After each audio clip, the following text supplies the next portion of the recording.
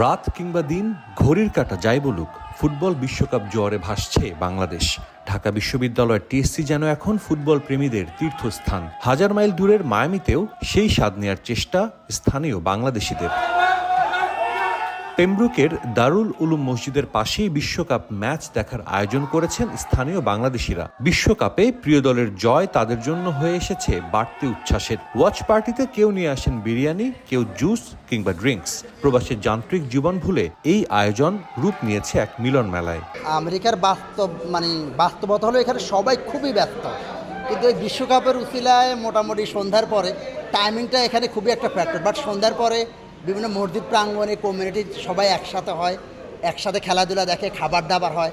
মানে এটা আসলে বিশ্বকাপটা ব্যস্তময় আমেরিকাতে বাংলাদেশিদেরকে মোটামুটি এক সুতায় নিয়ে আসছে। এই জিনিসটা আসলে অনেক ভালো লাগে আর কি এই জায়গাটা। অ্যাকচুয়ালি আমরা বাঙালি কমিউনিটি যারা আছি সবাই আমরা যখন মসজিদে আসি নামাজ পড়ি, নামাজ পড়ার পরে আমাদের একটা চা নাস্তার একটা আয়োজন হয়। আর উইকেন্ডে আমাদের একটা যে খাওয়ার একটা আয়োজন হয়। একদিন আজকে আমি করছি, কালকে আরেকজন, দেখা গেছে যে আগামী সপ্তাহে আরেকজনও করবে, তারপরের সপ্তাহে আরেকজন। এইভাবে মানে আমাদের কন্টিনিউ চলতেছে আর কি আমাদের বাঙালি কমিউনিটি। আমরা চাই আমাদের ছেলেমেয়েরাও এই সমস্ত খেলাধুলার দিকে একটু বেশি ঝুঁকিয়ে পড়ুক। তাইলে যে ফিজিক্যাল একটা ফিটনেসের ব্যাপার আছে এবং যে আন্তঃমহাদেশীয় যে একটা রিলেশন, আমি মনে করি স্পোর্টস হচ্ছে অনলি থিং যেটাতে কোনো বর্ডার নেই।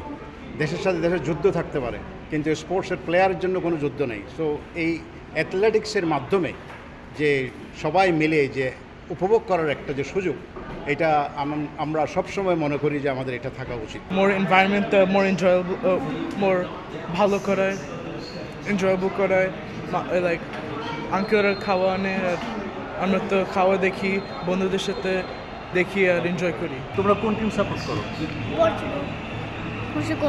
পর্তুগাল। মায়ামির খলিল মসজিদের পাশেও খেলা দেখার আয়োজন করা হয়েছে। প্রজেক্টর লাগিয়ে গ্রামের আবহে বিশ্বকাপের ম্যাচ উপভোগ করছেন স্থানীয় বাংলাদেশিরা। কর্মব্যস্ত দিন শেষে এ যেন তাদের এনে দেয় দুদণ্ড প্রশান্তি। এই দেবী মসজিদটাতে মুসলি বাংলাদেশি, প্রায় 80% মুসলি বাংলাদেশি। সেই জন্য আমরা বাঙালি আনা হিসাবে, যেমন ঢাকা টং দোকান, এখানে খাওয়া দাওয়া সব বাংলাদেশি খাওয়ার, আর এখানে যারা আসে মোস্টলি সবাই বাংলাদেশি।